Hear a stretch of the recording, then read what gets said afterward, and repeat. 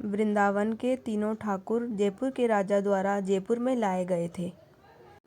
तीनों ठाकुरों को जयपुर लाने के बाद राजा, राजा की पुत्री, राजा की पत्नी तीनों ठाकुरों का अच्छी तरह से ध्यान रखती थी, सेवा करती थी। उनकी पुत्री मदन मोहन जी की बहुत सेवा किया करती थी। राजा ने अपनी पुत्री का विवाह करौली में तय किया था और अपनी पुत्री से कहा कि बेटी तुम्हें क्या चाहिए। तब बेटी ने कहा कि आपके पास 2 ठाकुर हैं, मुझे तीसरे ठाकुर मदन मोहन जी दे दीजिए। तब राजा की आंखों से नीर बहने लगे।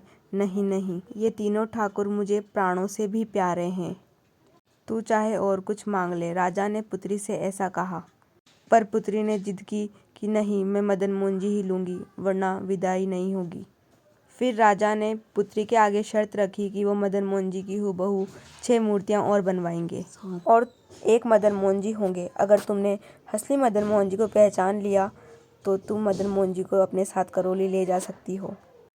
पुत्री इस बात पर चिंतित हुई कि अगर वह मदन मोहन जी को नहीं पहचान पाई तो, पर कहते हैं ना कि भक्त ही नहीं भगवान भी भक्तों के वश में है। फिर इस पर मदन मोहन जी ने उसके सपने में आकर कहा कि मुझे भी तुम्हारे साथ जाना है। फिर राजा की पुत्री ने कहा कि मैं आपको पहचानूंगी कैसे। इस पर मदन मोहन जी ने कहा कि जब तुम पहचान करोगी तो मैं मेरी चिट्टी उंगली आगे कर दूंगा और तुम इसे पकड़कर कह देना कि यही असली मदन मोहन जी है। अगले दिन राजा हूबहू 6 मूर्ति बनवा लाया और 7वें मदन मोहन जी को खड़ा कर दिया। राजकुमारी एक एक करके सब मूर्तियों को पहचानने लगी। पहले जब उन्होंने देखा पहली मूर्ति तो वो मदन मोहन जी नहीं थे। दूसरी, तीसरी, चौथी ऐसे करते करते वह देखने लगी, पर जो 5वीं मूर्ति थी वह मदन मोहन जी की थी। तो वो मदन मोहन जी की पहचान कर रही थी और मदन मोहन जी ने चिट्टी उंगली आगे कर दी और राजकुमारी ने कहा, पिताजी यही है मदन मोहन जी। और राजा ने मदन मोहन जी ने जो चिट्टी उंगली आगे की थी वो देख ली थी। इसको देखकर राजा के आंखों से आंसू आने लगे और उन्होंने अपनी पुत्री को कहा कि ये मदन मोहन जी भी तुम्हारे साथ जाना चाहते हैं।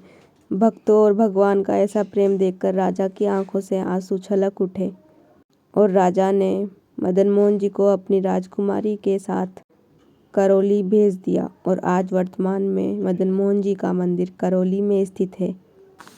इस प्रकार गोविंद देव जी, गोपीनाथ जी जयपुर में रहे और श्री मदन मोहन जी करौली में आ गए।